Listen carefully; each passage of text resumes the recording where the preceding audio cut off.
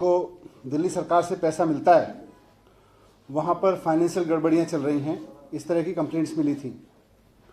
और हमारा डेटा भी आश्चर्यजनक रूप से दिखा रहा था कि वहाँ के फंड बढ़ाने के बावजूद हमेशा वहाँ फंड्स की कमी होती रहती है। तो ये क्या चक्कर है?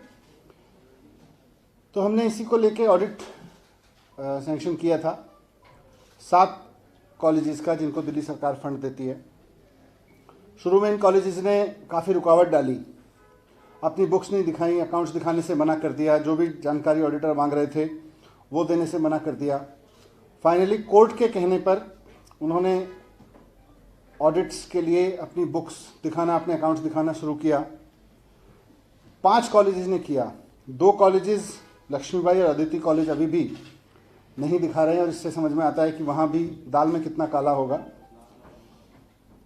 इन 5 कॉलेजेस की ऑडिट रिपोर्ट आ गई है, और हम बार बार ये कह रहे थे कि दिल्ली सरकार उनको ज़रूरत से ज़्यादा पैसा देती आई है, उसके बावजूद वहाँ गड़बड़ी करके, फंड्स इधर उधर करके वहाँ के स्टाफ की सैलरी रोकी गई है, ताकि दिल्ली सरकार के ऊपर आरोप लगाया जा सके कि दिल्ली सरकार से पैसा नहीं मिल रहा है। ऑडिट रिपोर्ट में ये बात साफ साफ हो गई है। ऑडिट रिपोर्ट में 2 प्रमुख चीज़ें सामने आई हैं। सबसे पहली तो ये कि इन कॉलेजेस में बहुत मनमाने तरीके से अनऑथराइज पेमेंट्स किया जा रहा था। टीचिंग और नॉन टीचिंग स्टाफ की सैलरी के नाम पर मनमाने तरीके से पोस्ट क्रिएट कर ली गई। सरकार से इन पोस्ट की कोई अप्रूवल नहीं ली गई, जबकि जो ग्रांट देने का, इन कॉलेजेस को ग्रांट देने का रूल है, वो साफ साफ कहता है, उसमें पैटर्न ऑफ असिस्टेंस जिसे कहते हैं रूल, उसमें साफ साफ लिखा है कि the provision of budget for grants need to be made on net deficit basis, that is total revenue from all resources minus total expenses. यानी इन कॉलेजेस के पास में सभी तरह के रिसोर्सेज से जितना पैसा आएगा उसमें से माइनस टोटल एक्सपेंसेस करके जो डेफिसिट बचेगा उतना पैसा दिल्ली सरकार की ओर से दिया जाएगा। ये ग्रांट का पैटर्न जो है, जो ग्रांट के रूल्स हैं, वो कहते हैं। और ये अब से नहीं, 97 का भी रूल मैंने देखा, उसमें भी साफ साफ लिखा हुआ है, annual maintenance grant shall continue to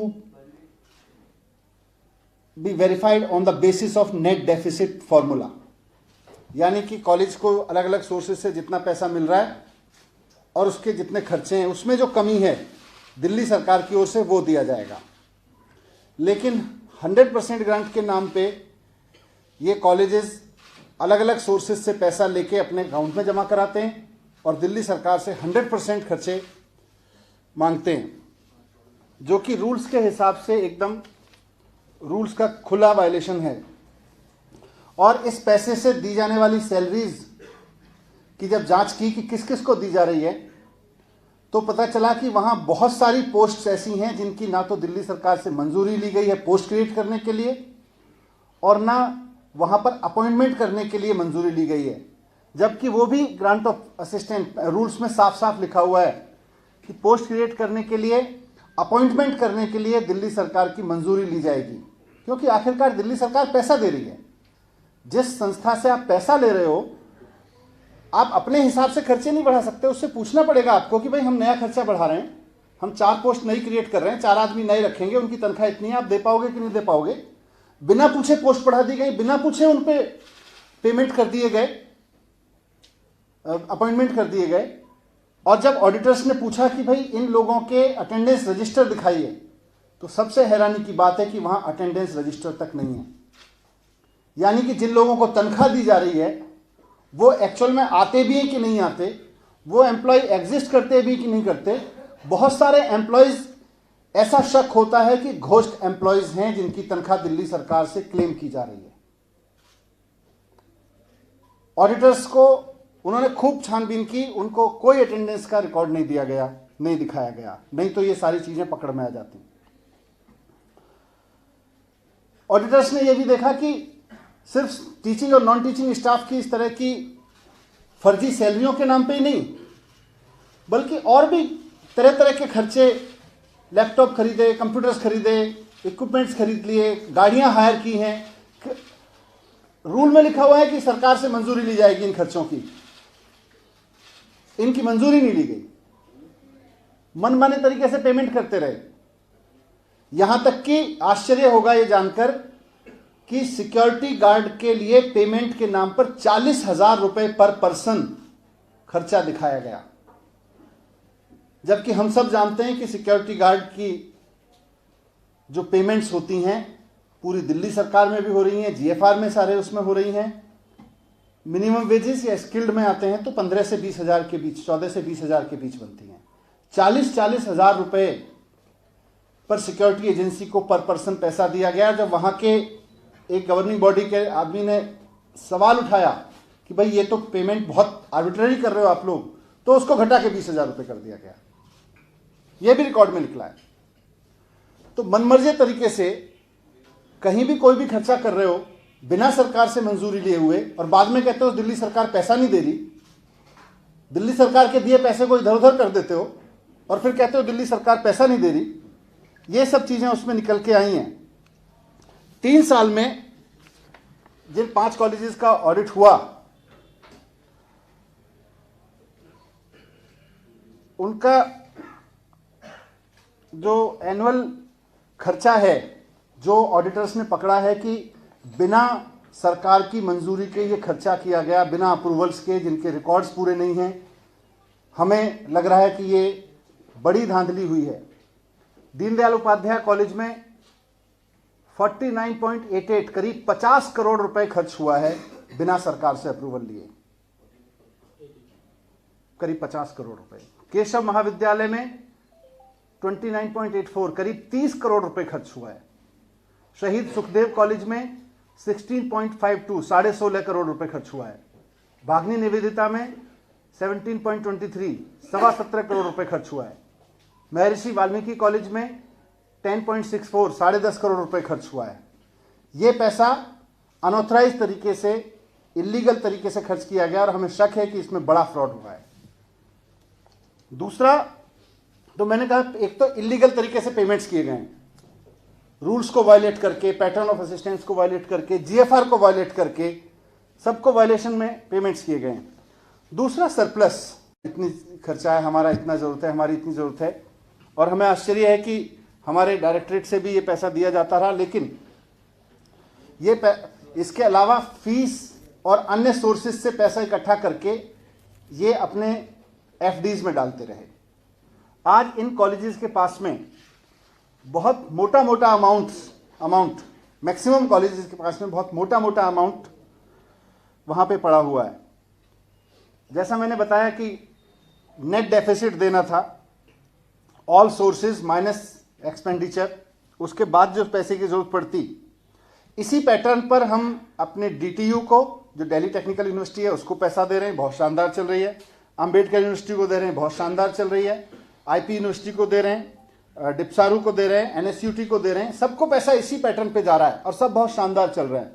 उनको अलग अलग सोर्सेज से जितना पैसा मिलता है उसमें वो एक्सपेंडिचर माइनस करते हैं, जो जरूरत पड़ती है माइनस में रहता है वो दिल्ली सरकार की ओर से दे दिया जाता है। वो बहुत शानदार चल रहे हैं, इसी पैटर्न पे इनको दिया जाना है। लेकिन इन्होंने अपने सारे सोर्सेज का पैसा सरप्लस में एफडी करा के अपने मनमाने तरीके से बिना जीएफआर को फॉलो किए हुए खर्च करने के लिए सेव करके रखा हुआ है, और उसको स्टूडेंट्स के वेलफेयर पे खर्च नहीं करते। हम ये तो मानते हैं कि साहब, हम कहते हैं कि साहब स्टूडेंट फीस माफ कर देते हैं, सरकार हमको पैसा देते, तो कम से कम स्टूडेंट से फीस नहीं ली जाती। आप स्टूडेंट से फीस भी ले रहे हो, उसको एफडी में डाल रहे हो, आप उसको स्टूडेंट के ऊपर भी खर्च नहीं कर रहे हो, आप उसको टीचर्स की तनख्वाह पे भी खर्च नहीं कर रहे हो। और एक ऐसे समय में जब कोविड की वजह से सारी सरकारें बहुत बड़े रेवेन्यू डेफिसिट में हैं, सारी सरकारों के सामने ये संकट है कि टैक्स नहीं इकट्ठा हो रहा, जो भी कहीं कहीं से पैसे कम खर्च कर लें, कौन सी योजनाओं को रोक दें, कहीं किसी रिजर्व में पैसा पड़ा हुआ है उसको यूज कर लें। वैसे समय में आप कह रहे हो नहीं जी हम इस पैसे को खर्च नहीं करेंगे, आप टीचर्स की तनख्वाह पर उस पैसे को खर्च नहीं करना चाहते। आप नॉन टीचिंग स्टाफ की तनख्वाह पे, सिक्योरिटी गार्ड की तनख्वाह पे उस पैसे को खर्च नहीं करना चाहते। ये कहां की व्यवस्था है? इसका मतलब आप उस पैसे को गबन करना चाहते हो। आप अपनी टीचर्स को तनख्वाह नहीं दे रहे हो, किसके पास कितना पैसा है मैं थोड़ा ये भी ऑडिट में निकला है। दीनदयाल उपाध्याय कॉलेज के पास में 22.44 लगभग 22.5 करोड़ रुपए है। केशव विद्यालय के पास में 9.38 9.5 करोड़ रुपए करीब। शहीद सुखदेव कॉलेज के पास 31.58 करीब 31.5 करोड़ रुपया सरप्लस में पड़ा हुआ है। भागनी निवेदिता, और ये सारा पैसा अगर स्टूडेंट्स पे भी खर्च कर रहे होते हर साल तो हम मानते कि हाँ जी स्टूडेंट्स पे खर्च हो रहा है। एफडी खर्च इकट्ठा करके इस पैसे को मनमाने तरीके से बिना जीएफआर को फॉलो किए हुए खर्च किया जा रहा है। ये चीजें भी ऑडिट में सामने आई हैं। भागनी निवेदिता कॉलेज 2.38 करोड़, महर्षि वाल्मीकि के पास तो छोटा है, लगभग 0.29 यानी 30 लाख के आसपास है। तो मोटे तौर पे ये दिख रहा है कि पैसा है कॉलेजेस के पास, उसमें कहीं ना कहीं मंशा खराब है उस पैसे को यूज करने के लिए, नहीं तो छात्रों के हित में खर्च हो रहा होता। टीचर्स की तनख्वाह नहीं दे रहे, नॉन टीचिंग स्टाफ की तनख्वाह नहीं दे रहे, और जो पैसा खर्च कर रहे हैं दिल्ली सरकार से ले लेके उसको भी अनऑथराइज और इलीगल प्रैक्टिसेस से खर्च किया जा रहा है। तो ये 4 सवाल उठते हैं कि भाई ये जो इलीगल प्रैक्टिसेस रेगुलेटरी से हो रहा है, रेगुलरिटी हो रही हो, इलीगल प्रैक्टिस हो रही हो, फ्रॉड हो रहा हो, सरकार इसको पूरी तरह से रोकेगी और बिना जीएफआर, बिना सरकारी अप्रूवल और रूल्स ऑफ ग्रांट देने के जो रूल्स हैं उनके वायलेशन में जो ये प्रैक्टिस चल रही है इसको बंद कराने की जरूरत है, बंद कराएगी सरकार। आश्चर्य हमें यह भी है, इसकी भी हम पूरा लीगल रेमेडीज देखेंगे, इसके लीगल कोर्स ऑफ एक्शन क्या होंगे। लेकिन जब यूनिवर्सिटी में पैटर्न ऑफ ग्रांट के हिसाब से, रूल्स के हिसाब से वायलेशन करके खर्चे किए जा रहे थे तो इनकी पेमेंट क्यों की गई? हर साल ऑडिट हुआ है इनका, उस ऑडिट में ये चीजें कहां रह गई? और कोविड क्राइसिस में जब 50% पे रेवेन्यू पे सरकार अपनी सारी योजनाओं को रोक के, सारे डेवलपमेंट के काम को रोक के कर रही है, तो आखिरकार इन कॉलेजेस की मंशा ऐसी क्यों है कि हम अपने पैसे का जो उनके पास में एफडी में डाल के रखा हुआ है उसको टीचर्स की तनख्वाह पे नहीं खर्च करेंगे? इन सब मैटर्स को हम कानूनी अभी सारी चीजों को समझ रहे हैं कि क्या इस पे कानूनी कार्रवाई की जा सकती है, वो कानूनी कार्रवाई करेंगे। मनीष जी एक बार वो फिगर बता दीजिए किस कॉलेज में कितने पैसे खर्च किए बिना सरकार की अनुमति के, जैसे डीडीयू कॉलेज में 50 करोड़, डीडीयू 49.88 अप्रोक्सीमेटली, मैंने बोला 50। केशव महाविद्यालय 29.84, शहीद सुखदेव 16.52, भागनी निवेदिता 17.23 और महर्षि वाल्मीकि 10.64। सर वो एफडी का जो आंकड़ा है वो कितना हो सकता है सर? एफडी का आंकड़ा भी मैंने बताया था।